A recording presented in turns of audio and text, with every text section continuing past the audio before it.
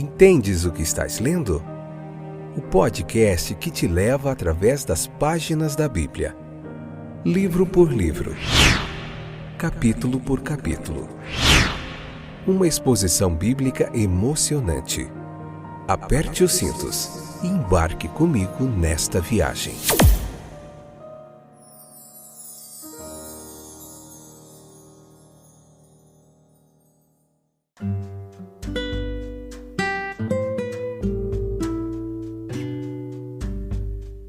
Olá, meus queridos companheiros de viagem através das páginas da Bíblia. Eu sou o Fábio e esse é mais um episódio excepcional do podcast Entendes o que estás lendo? Deuteronômio capítulo 28, parte 2, episódio de número 758, nona temporada. Hoje a gente vai continuar falando das bênçãos de Deus, do povo de Deus sendo estabelecido como um povo separado de Deus, Deuteronômio 28, 9. O que a gente aprende sobre tudo isso? Das promessas aqui que traz de lição pra gente, tá bom? Oh, Jesus, maravilhoso. Que bom que você voltou. Nós estamos em 32 países com ouvintes, pessoas que acessam esse trabalho, que são abençoados em todos os continentes desse planeta, em todos os lugares. Nós temos pessoas interessadas em aprender mais da palavra de Deus e que o reino de Jesus seja expandido, que o nome de Deus seja glorificado e que esse trabalho abençoe vidas, e eu ficarei muito alegre e satisfeito de ver Deus trabalhando nos coraçõezinhos através da sua palavra, assim como Ele tem feito, que Ele vai continuar fazendo. Veja que a aprovação, no caso dos fiéis, aqui nesse capítulo, a gente faz aqui uma pregação expositiva, só para lembrar você, capítulo por capítulo do texto bíblico, tá? Então leia ele, depois vem para cá, com senso crítico, escute, analise, tá bom? Para que você não seja enganado por tanta bobagem que está sendo dita por aí. Fique fiel ao texto bíblico. Existe muita coisa sendo dita que não tem nada a ver com o cristianismo, nem com a palavra de Deus. Veja que a aprovação no caso dos fiéis, ela termina no estabelecimento deles como o povo de Deus. Se Israel guardasse os mandamentos, Deus os aperfeiçoaria, os estabeleceria, os fortaleceria, os confirmaria como um povo santo para si mesmo. Essa era a promessa do texto bíblico aqui. E assim ele confirmaria as promessas que já haviam sido feitas às gerações anteriores, chamados aos pais deles. Uma promessa semelhante à igreja e aos cristãos foi dada. Atos 16:5, Colossenses 2:7, Hebreus 13:9, 1 Pedro 5:10, 2 Pedro 1:12. Você consegue referência a isso? O estabelecimento do povo de Deus para a santidade. O versículo 12 aqui do capítulo 28 de Deuteronômio diz que é o resultado de Deus nomeando o seu povo, ou seja, habitando com eles e revelando seus atributos ao salvá-los, santificá-los, abençoá-los e exaltá-los. Era uma recompensa da fidelidade e era uma prova da fidelidade de Deus. Deus jurou cumprir sua palavra. Em Deuteronômio 28:10 diz que o mundo passaria a temer aqueles que eram vistos como povo de Deus, que eram chamados pelo seu nome. Deus chama ou nomeia seu nome sobre eles, isto é, distingue, possui, escolhe, reconhece-os como seus, habitando entre eles. 1 Coríntios 3,16, fazendo com que sua bênção repouse sobre eles, respondendo suas orações, favorecendo sua causa, estabelecendo sua obra. Deus é amor, 1 João 4:8. O seu nome expressa preeminentemente aquele atributo de seu caráter. Portanto, ele pode ser revelado somente sobre ou em relação a seu próprio povo. A chamada é nominal, é real. Nem todos os que são de Israel são israelitas, Romanos 9:6. Os santos reais, distintos dos nominais, eles são marcados pela obediência aos mandamentos divinos, versículo 9 aqui em Deuteronômio, e em Mateus 7:22. Há uma distinção.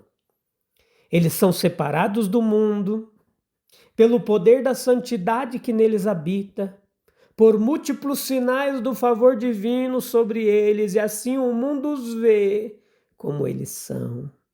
Atos 4:13. Aqueles conhecidos por serem chamados pelo nome de Deus são temidos. Os homens mundanos os temem, eles temem a santidade que reside neles. Eles temem a santidade que reside neles, eles temem suas orações, eles temem seu poder com Deus, eles sentem que habita neles uma presença a quem eles têm todos os motivos para temer. Atos 2:43. Ao estudar a história dos homens bons da Bíblia, nós notamos como, apesar das inúmeras causas que agem adversamente em suas vidas, a tendência constante de sua piedade é elevá-los. Uma lei não deixa de ser uma lei porque outras leis entram para interferir, modificar, suspender ou neutralizar sua operação. Uma rolha ou outro objeto leve, ele pode ser empurrado para baixo da água, mas a lei de sua natureza é subir ao topo. A violência pode deprimir anormalmente as circunstâncias do homem justo, mas a lei da piedade é elevá-los. Misture umas coisas mais leves e outras mais pesadas na água, e os mais pesados gradualmente irão afundar, enquanto os mais leves sobem para a superfície. Assim é a devoção da vida cristã.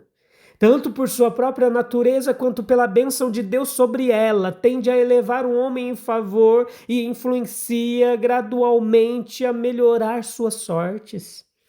Enquanto a impiedade do homem mau invariavelmente o arrasta para baixo. O homem bom ganha, seus inimigos perdem. Ele sobe para ser a cabeça e eles afundam para ser a cauda. Ele está no topo, eles são os mais baixos. Lembre das histórias de José, Davi, Daniel, é o mesmo hoje. Conforme os anos avançam, o homem bom cresce em influência lentamente, mas seguramente.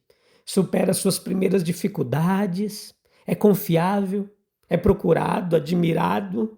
Ele sobe em posição social, ele finalmente ocupa os assentos de honra, enquanto aqueles que começaram a vida com ele, mas tomaram um rumo diferente, gradualmente perdem suas vantagens e caem, um por um.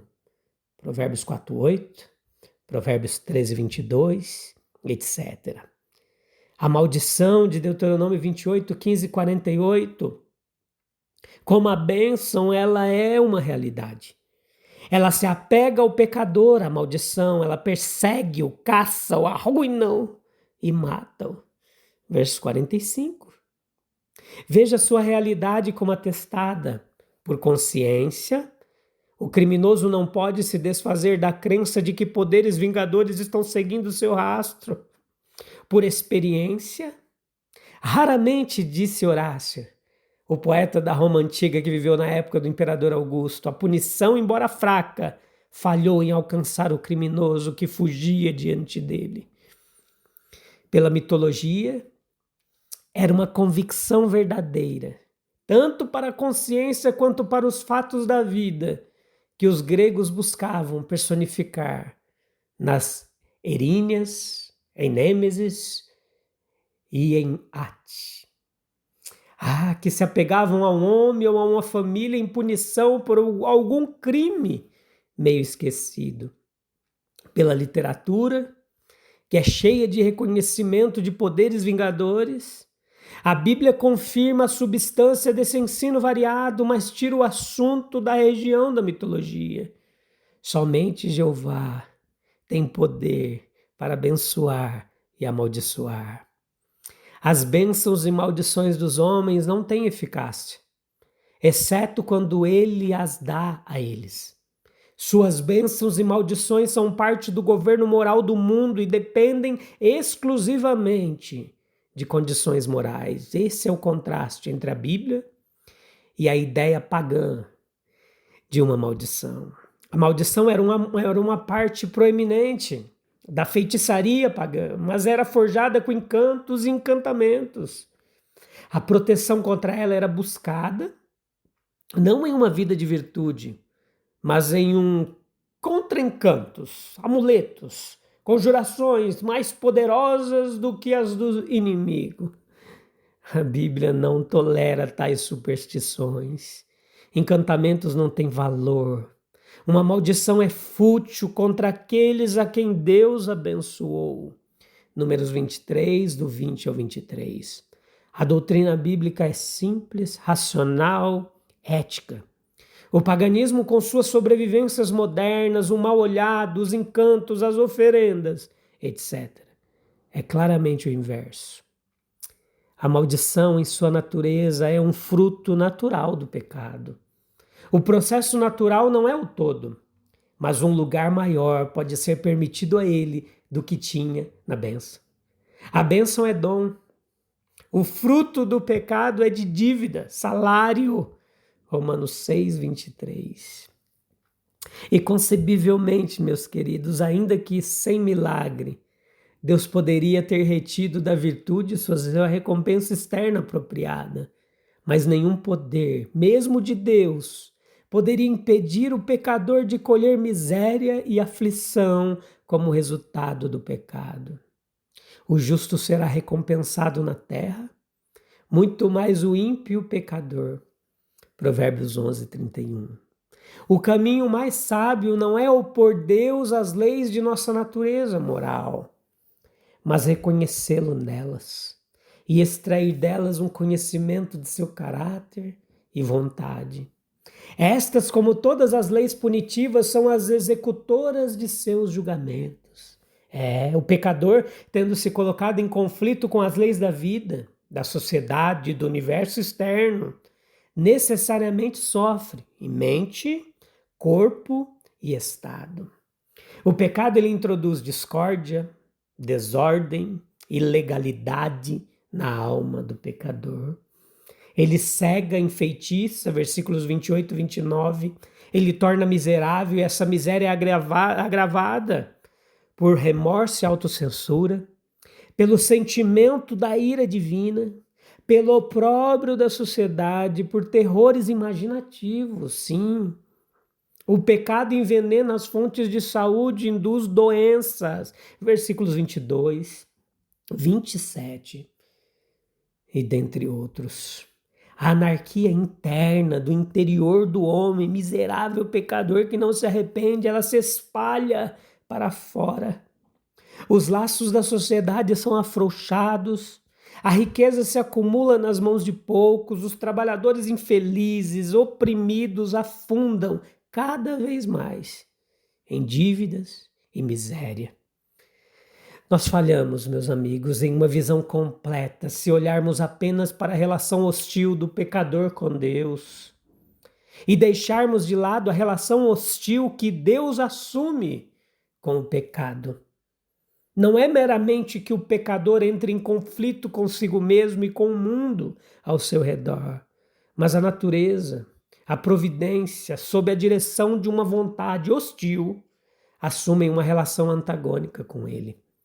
Seus movimentos não são mais para o bem, mas hostis e retributivos, versículos 20 ao 24. Então, uma coisa que me chamou muita atenção aqui no versículo 28 é que as doenças mentais são mais do que os efeitos meramente naturais do pecado. 1 Reis 22, 22. O total terror da maldição divina, no entanto, só é trazido à tona no Novo Testamento. Porque quando a gente olha para lá, a gente vê que assim como a maldição da alma, ela vai mais fundo do que a vida no mundo, ela se estende além dela. A pior parte da maldição aqui do pecado é o afundamento da alma em suas próprias corrupções, com o ressecamento de suas possibilidades de vida, paz e alegria. Sob o peso do desagrado divino, uma experiência de indignação e ira, tribulação e angústia sobre toda a alma do homem que pratica o mal, primeiro do judeu e também do gentio. Romanos capítulo 2, versículo 8 ao 9. Felizmente, meus queridos, nenhum homem nessa vida sabe qual é a extensão total de sua maldição, dessa maldição. Isaías 57, 16. Um sistema corretivo ele está em operação, em virtude do qual nenhuma alma é totalmente abandonada da graça de Deus. Não. Até mesmo as obras naturais do pecado são múltiplas vezes verificadas e limitadas e neutralizadas. Assim é dado espaço para o arrependimento e a salvação é possível. O fim, no entanto, se as riquezas dessa bondade e tolerância forem desprezadas, será apenas mais terrível. Romanos capítulo 2, versículos 3 ao 10. Se Deus jurou estabelecer seu povo como santo, quem que vai poder impedir esse propósito eterno? Se até os inimigos reconhecem a presença de Deus entre os fiéis, por que temeríamos o mundo? Obrigado pela sua audiência, sua paciência. Vamos orar? Falar com Deus? Busque um local calmo e tranquilo para a gente derramar as nossas preces diante do Deus Todo-Poderoso. E assim que eu terminar a oração, que eu disser amém, eu vou estar encerrando mais um episódio, mas eu volto em breve. Eu acredito que ainda tem mais um, episódio desse capítulo 28, e assim a gente segue, firme e constante, com a ajuda de Deus, no propósito de meditar na palavra do Senhor. Senhor, nosso Deus, o Senhor nos separou para Ti. Firma nossos passos na Tua verdade. Que em meio às provações sejamos confirmados como Teu povo, como aconteceu ali com Israel, reconhecidos não só por palavras, mas por uma vida marcada pela Tua presença. Livra-nos das maldições do pecado e fortalece-nos na Tua fidelidade. Que o mundo veja em nós o Teu nome e que todo temor recaia não sobre nós, mas sobre aqueles que resistem à Tua justiça. Obrigado, Deus, por mais uma oportunidade da gente estar meditando na Tua palavra. Ah, Senhor, que alegria, bênção, paz, que só está sobre aqueles que estão completamente entregues a Ti, repouso sobre nós. Em nome de Jesus, amém, amém, amém. Deus abençoe grandemente sua vida. Um abraço. Tchau, tchau.